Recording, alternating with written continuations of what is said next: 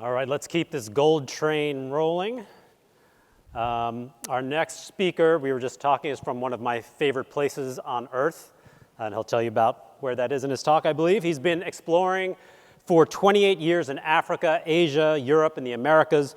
He led the team that discovered the Chinchillas silver deposit in Argentina, and he's the CEO and director of Radius Gold / Gold Corp Management, Gold Group Management. Please welcome Bruce Smith.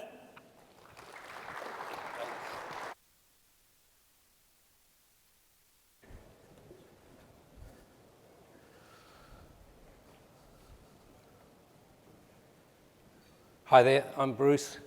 That looks like the end of my presentation, so hopefully these guys will bring it to the start of it. So I'm an exploration geologist. I'm the president and CEO of Radius Gold. As I was kindly introduced, I've been looking for gold-silver deposits for around 30 years. I've been lucky enough to find a couple of significant deposits and several smaller ones.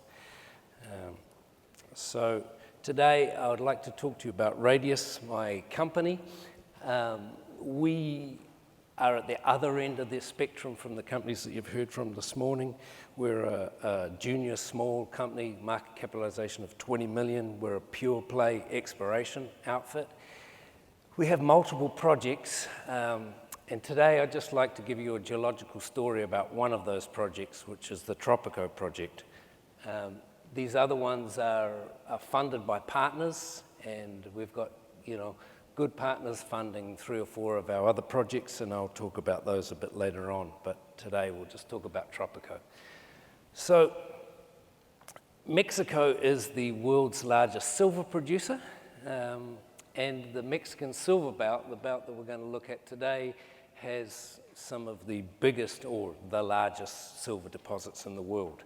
And what I'd like to talk about is the Fresnillo district, which is the largest silver deposit, productive-wise, in the world today. So our project is in Fresnillo. Fresnillo, this is a painting from the 1840s, and this is called Cerro Prano. Fresnillo district has been constantly operating for 470 years. So a few people have asked me lately if the Mexican government is any good, and they go up and down, but this has survived probably 200 governments. 4 billion ounces of silver produced, plus gold, plus copper, lead, and zinc. And to give you an idea, 4 billion ounces of silver is equivalent to 57 million ounces of gold, and there are not a lot of gold deposits on the planet that have produced 57 million ounces. There's probably less than 10. So as a silver deposit, this is the biggest in the world. And those pits there in the image, that's the old-time miners amalgamating the silver using mercury, so their feet would have gone black and they would have died of mercury poisoning. So this is a view of Fresnillo, the city in the center of Mexico.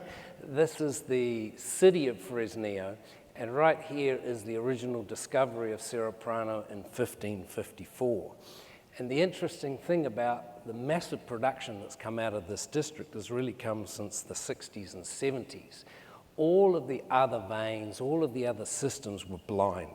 And that means they didn't stick out of the ground, they didn't know that they were there, they're hidden under the bean fields and gravel. They started finding them in the 60s when they got good drill technology.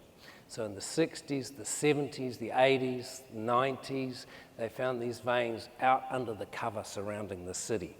And the last one was here called, or one of the most famous ones was called Juanicipio deposit. It was discovered by Mag Silver. Mag Silver, Peter McGraw could see the Fresnillo rigs all lined up on the plains out here. He could see them drilling off these veins, pointing towards this area in yellow. And standing on the hill there, he saw a big silica sinter, which I'll talk about, and he saw the drill rigs pointing there, and he said, right, we're going to drill underneath the sinter. And they did, and they found the Juanicipio deposit. And the Juanicipio deposit, to get an idea, it is 30 million tons that they're currently in their resources, but the bit that they're mining today is 10 million tons at 850 grams silver and 2.5 grams gold. So it's a a phenomenally rich deposit that's just gone into production, joint venture between Fresnillo Mining Company and Mag Silver. Fresnillo Mining Company controls all the mines of this district, basically. They're the world's biggest silver producer. So Tropico, our project, is out on the other side of the plains, across this gravel, and we saw a big alteration system as well. We saw a big sinter just like these guys, and I've recently acquired it. I've been chasing it for years. The owners were very difficult. They didn't want to sell it to me. They thought they were selling a mine, but I'm trying to buy an exploration project. So I've finally acquired it, and we can talk about what's there. But first, if we cut a line across that system there and have a look what's going on underneath, this is a geological section made by Mag Silver that shows all the veins, all the deposits of the district. Now, there are over 30 big producing veins and deposits here. Now, the interesting thing about these 30 deposits is only one of them sticks out of the ground. The only one that stuck out of the ground was this original deposit called Cerro Prano. All of the rest lie about 200 to 300 meters below ground, so they're not expressed at surface.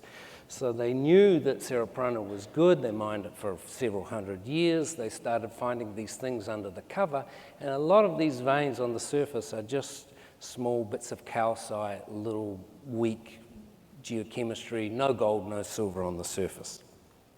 So bear that in mind when you look at our project.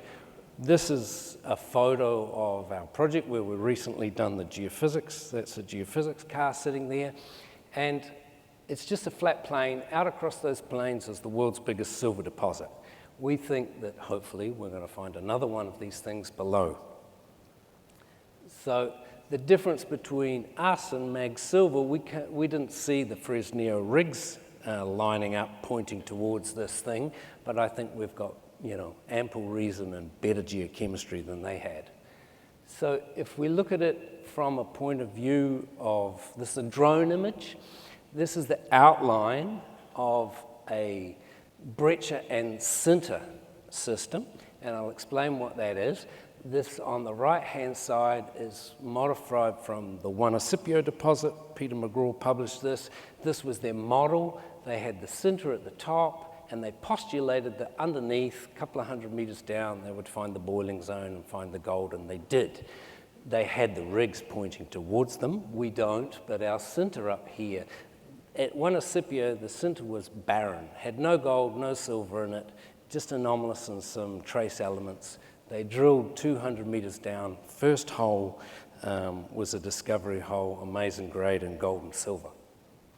So what have we got? We have a sinter, which I'll explain to you what that is in a minute and the significance of it, but it has gold in it, it has mercury in it, and that is very high grade. 0.8 gold in a sinter is amazing. I've been looking for these things for years, and then in the middle we have a hydrothermal breccia pipe, also gold bearing, lots of mercury. So what does all that mean? A breccia pipe. This is Champagne Pool in New Zealand. This is what a modern day breccia pipe looks like. This is 2023. It is 2 hours from my house. The fluids boil, they come up to the surface, they deposit the sinter-terrace, which is a silica deposit over the surface. Bear in mind this thing there's multiple ones of these in a line. It's about 500 meters long. And in the margins of that pipe, as it comes up and boils, that thing grades 90 grams of gold right around the edges of that pipe.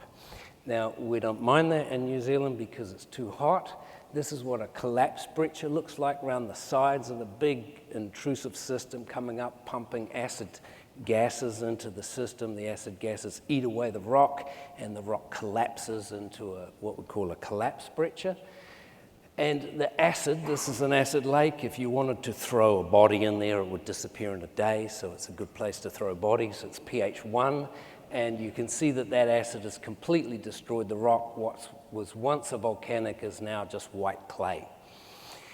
And going back to Fresnillo, where we are, This is a map of the geology of Fresnillo that shows I'll show you in photos what it looks like. The main thing to take away from here is it's a big pipe and it's got significant gold in it. Now, across the surface of where we're working is a thing called a calcrete. It's hosted in limestone as the deposit. Water dissolves the limestone and it deposits cement like a crete for miles, and that just covers everything, and that's why a lot of it's not seen. But this is a rubbish hole that somebody dug, and in the bottom of that rubbish hole we pulled out a sinter, and it grades 0.8.